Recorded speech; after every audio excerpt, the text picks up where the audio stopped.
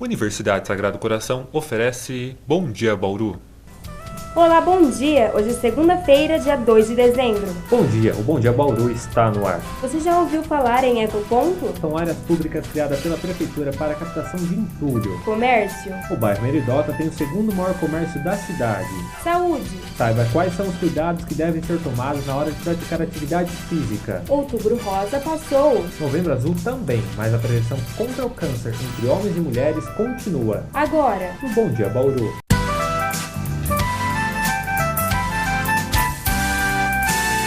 O feriado acabou, mas a segunda-feira continua para milhares de paulistas que retornam do trabalho. então vamos ver como está o movimento na rodovia Marechal Rondon com o repórter Diego Contreira. Diego, bom dia! O trânsito nesse momento segue tranquilo? Bom dia, Ana. Bom dia a todos. Eu estou aqui no quilômetro 340 da rodovia Marechal Rondon. No momento, o trânsito apresenta lentidão no sentido interior capital. Mas para quem vai no sentido Lins-Araçatuba, o trânsito flui normalmente. E qual a previsão do tempo para hoje? Hoje a previsão é de muito sol e calor, com temperatura máxima de 34 graus. Esse tempo deve continuar assim até o final da semana. Os ecopontos são áreas criadas pela Prefeitura para recolher pequenas quantidades de entulho. Saiba como funcionam esses locais na reportagem de Ana Beatriz Dainese. De acordo com o secretário da SEMA, Sr. Valcilei Gonçalves da Silva, a criação do ecoponto tem por finalidade disponibilizar locais adequados para trazer pequenos entulhos. O ecoponto é um local criado pela Prefeitura de Bauru para que a população possa destinar os seus resíduos, principalmente os resíduos da construção civil, tá? Sempre em pequenas quantidades, 1 metro cúbico, que é mais ou menos uma picapezinha, uma caçamba de uma picapezinha pequena, né? Por pessoa ou por obra, a cada 120 dias. Lixos recicláveis, móveis e eletrodomésticos podem ser trazidos aqui no ecoponto, ao invés de serem jogados na mata, evitando assim a agressão ao meio ambiente. A todo momento, chegam moradores com pequenas quantidades de entulho a ser depositados, como o Sr. Gilberto Tiritã, que vem ao ecoponto toda semana. Para nós aqui da vizinhança, foi uma coisa, para mim foi ótimo. Porque agora, por exemplo, a maioria das coisas que você põe aqui, o pessoal aproveita. E eu trouxe hoje aí uns entulhos, né? E uns descartáveis. O descarte adequado de resíduos e materiais recicláveis é muito importante para a preservação do meio ambiente. Os endereços dos ecopontos podem ser obtidos no site da Prefeitura Municipal de Bauru e o horário de funcionamento é de segunda a sábado, das 8 ao meio-dia e das 13 às 17 horas. O Meridota é o maior bairro de Bauru. Um dos seus destaques é o seu comércio, movimentando milhões para a economia da nossa cidade. É um comércio que tem de tudo, desde farmácia até agência dos Correios. São mais de 20 mil habitantes e 120 lojas. Você deve estar se perguntando de qual cidade eu estou falando, mas esse é o segundo maior conjunto habitacional da América Latina, o Meridota. Só para você ter uma ideia, ele é maior que Piratininga e Duartina, um gigante dentro de Bauru.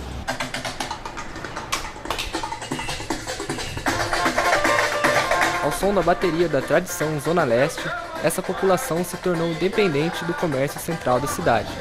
Todo o comércio de Meridota emprega aí, eu acho que na casa dos 30 mil pessoas emprega. Se você vê aí, são 30 mil pessoas com a renda básica de R$ 1.500, ela contribui quase que aí 13% do PIB de Bauru. Hoje o comércio do Meridota ele é muito maior que várias cidades aí do interior.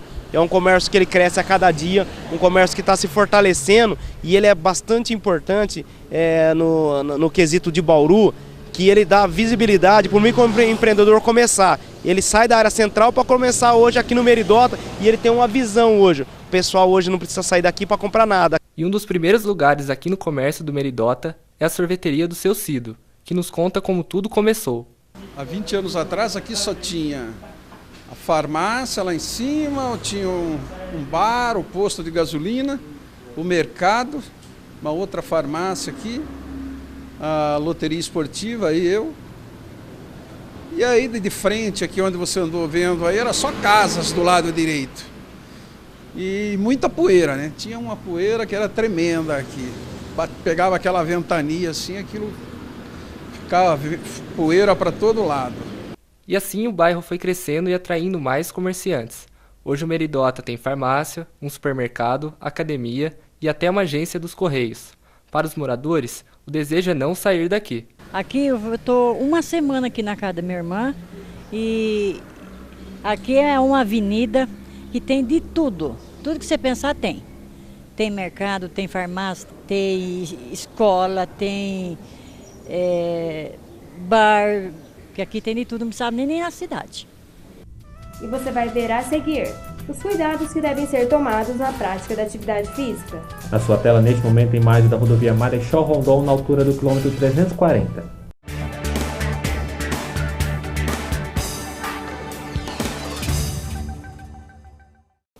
Novembro é o mês do pagamento da primeira parcela do 13º. O benefício é um direito do trabalhador. Eu estou com a doutora Alcione, que vai nos explicar melhor sobre esse benefício. Doutora, quem pode receber o 13º? Olha, o 13º, ele é devido a todos os trabalhadores urbanos, rurais, domésticos, todos aqueles elencados pelo artigo 7º, inciso 8º da Constituição.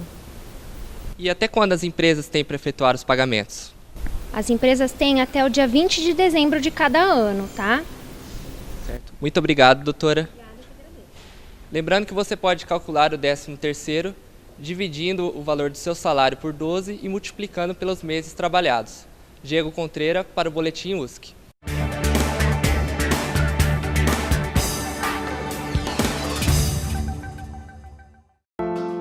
Eu faço a diferença. Sou de vários grupos, estudo, Pesquiso, me divirto, gosto disso. sou conectado e a família é minha fortaleza. Me atualizo, corro atrás, vou trabalhar pra vida. Meus professores sabem o que eu quero, um futuro melhor. E dessa fase, ter muita história pra contar. E você, aonde quer chegar? Valorize sua história, escolha e faça a diferença. USC, 60 anos, formando líderes com coração.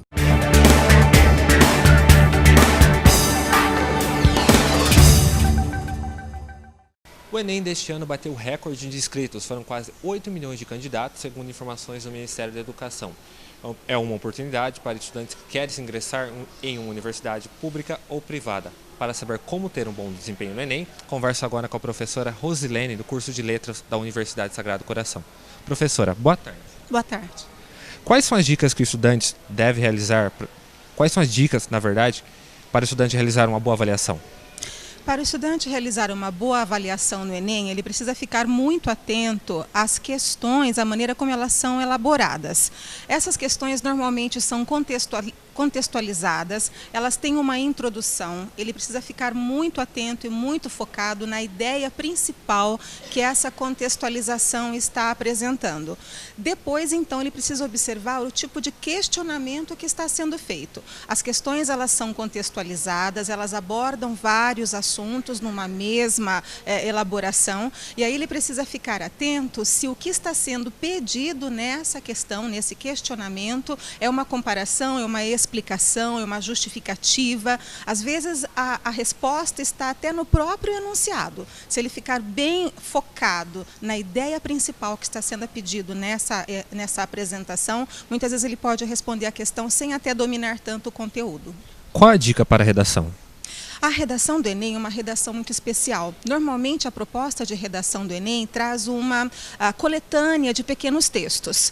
Então, ele precisa ler esses textos com muita atenção, extrair a ideia principal desses textos e organizar essa sua construção, essa elaboração da sua resposta, da sua redação, de uma maneira bem direcionada para o tema. Fugir ao tema de jeito nenhum, ele pode se prejudicar muito. Então, sempre focar a ideia principal, o que está sendo pedido, o que está sendo solicitado, fazer uma leitura atenta desses textos, organizar a sua redação com introdução, desenvolvimento, conclusão e, principalmente, no desenvolvimento, argumentar muito bem de acordo com a proposta que está sendo solicitada. Obrigado, professora. Lembrando que o Enem deste ano ocorre entre os dias 26 e 27 de outubro. Para mais informações, acesse o site www.mec.gov.br. Guilherme Gonçalves, Boletim USC.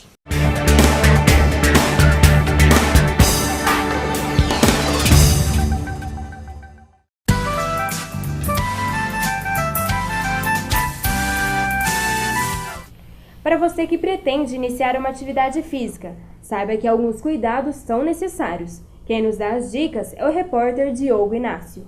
A prática da atividade física é fundamental para todas as pessoas, mas requer os seus cuidados.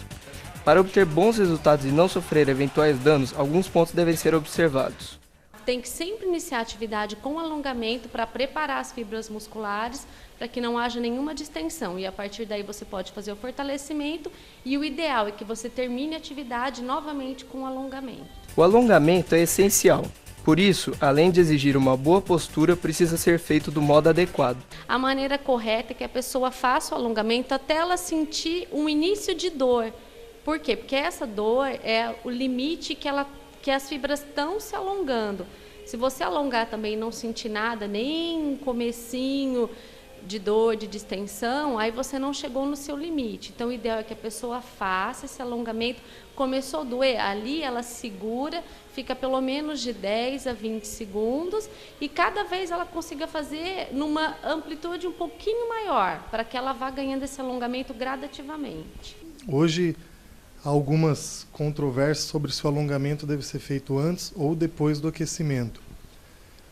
Na minha opinião, depois do aquecimento ele ainda é mais importante, porque você aquece, faz um aquecimento adequado primeiro para deixar o corpo pronto para o alongamento, principalmente no frio. Em clima quando está mais frio, é muito importante que você aqueça antes.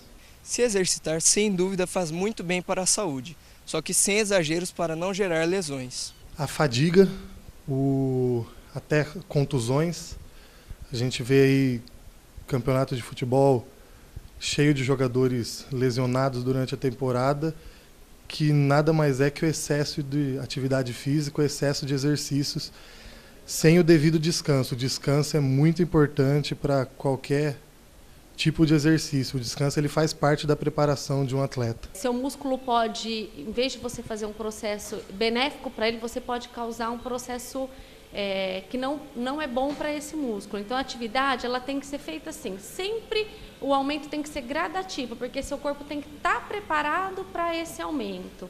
Tá? Então as lesões podem ser inúmeras, desde microtraumas, fissuras. Então é importante que a pessoa vá aumentando a sua atividade física gradativamente, que ela prepare seu corpo para esse aumento.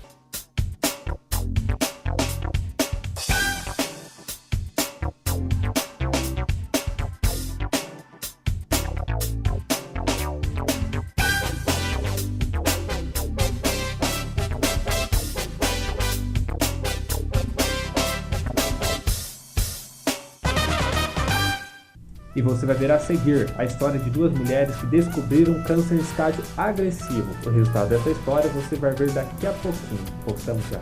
A temperatura é de 22 graus.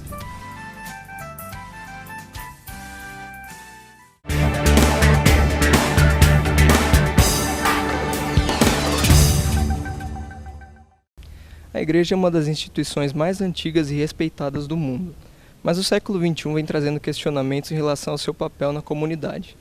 Quem nos fala mais sobre o assunto é Marcos Pavan, pároco da Catedral do Divino Espírito Santo. Boa tarde, Marcos. Boa tarde. Quais trabalhos a igreja pode desenvolver para contribuir no dia a dia da população? A igreja ela tem o espírito missionário de levar a todos a palavra de Deus. A palavra de Deus significa amor, esperança, caridade, ajuda ao próximo. Então a mensagem da igreja, ao mesmo tempo a ação da igreja no mundo de hoje, é levar sempre esta paz, essa esperança, este amor àqueles que vivem à margem da nossa sociedade, que muitas vezes não têm as condições necessárias para sobreviver. E ao mesmo tempo, criar uma sociedade mais igualitária. Como você vê a relação entre a sociedade e a igreja nos últimos anos? A relação da sociedade com a igreja é uma relação positiva, a partir do momento em que a igreja se abre para o diálogo. Uma igreja que se abre para o diálogo, nos diversos segmentos da nossa sociedade, se torna uma igreja que busca esta unidade dentro desta diversidade, que é plural hoje o nosso mundo. Então nós temos que nos atualizar e a partir daí manter esse diálogo cristão e também com outras religiões para esta vivência desse mundo melhor. Obrigado, Marcos.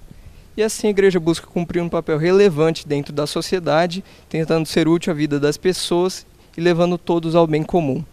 Diogo Inácio para a TV USC.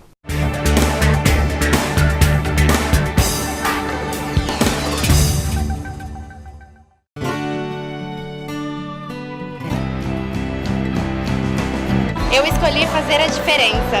Eu escolhi fazer relações públicas. Eu escolhi fazer publicidade. Eu escolhi fazer biologia. Eu escolhi fazer jornalismo. Eu escolhi fazer administração. Eu escolhi fazer artes cênicas. Eu escolhi fazer enfermagem. Eu escolhi fazer psicologia. Eu escolhi fazer USC.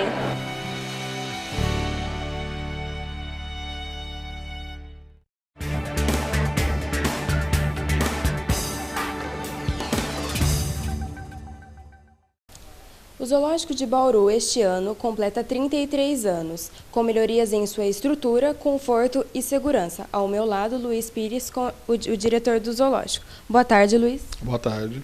Quais as melhorias estão sendo planejadas para o zoológico? Bom, nós estamos nesse momento trabalhando bem forte numa melhoria do conforto ao público que nos visita. Nós já iniciamos todo um processo de acessibilidade, onde paulatinamente nós estamos retirando as escadas que tem dentro do zoológico por rampas, estamos diminuindo os nossos aclives para que torne possível a visita com mais conforto para aquelas pessoas que têm algum problema de mobilidade. E, além disso, nós já terminamos o projeto de uma nova lanchonete e restaurante aqui para o zoológico, que deve ter a sua licitação no início de 2014. Dessa forma, nós estaremos melhorando, então, todas as condições para aqueles que nos visitam. E quais os animais...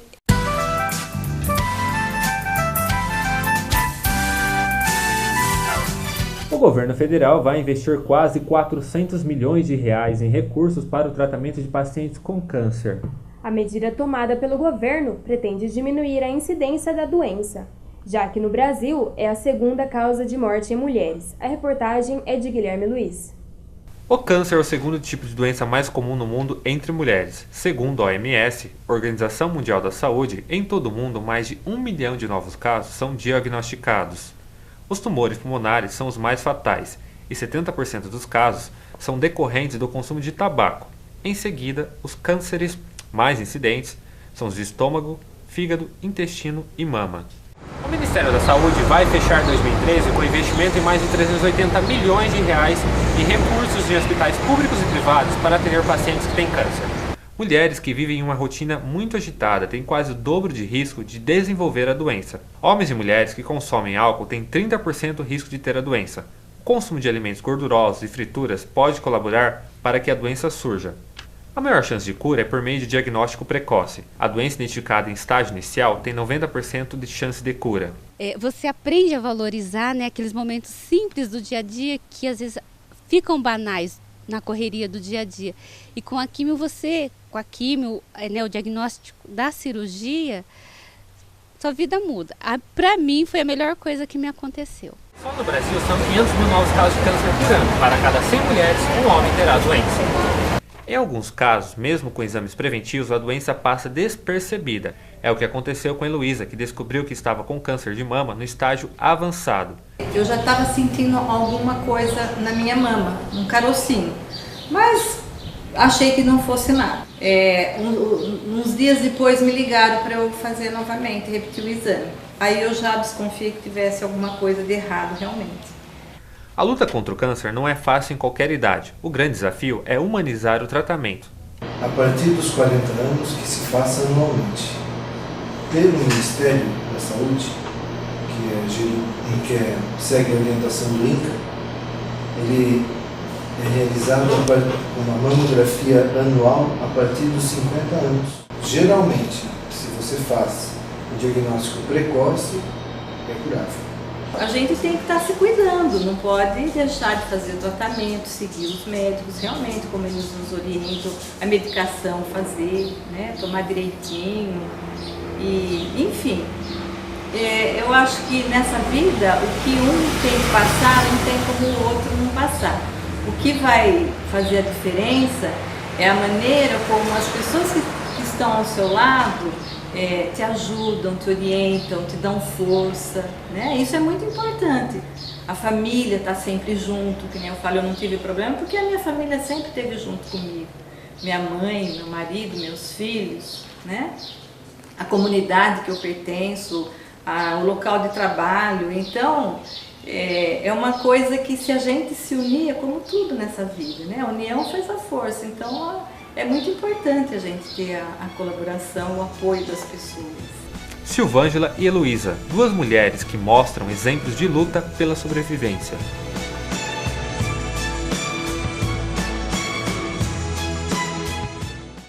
E assim nós encerramos essa edição de hoje. Aproveite bem o seu dia. Uma ótima segunda-feira para você.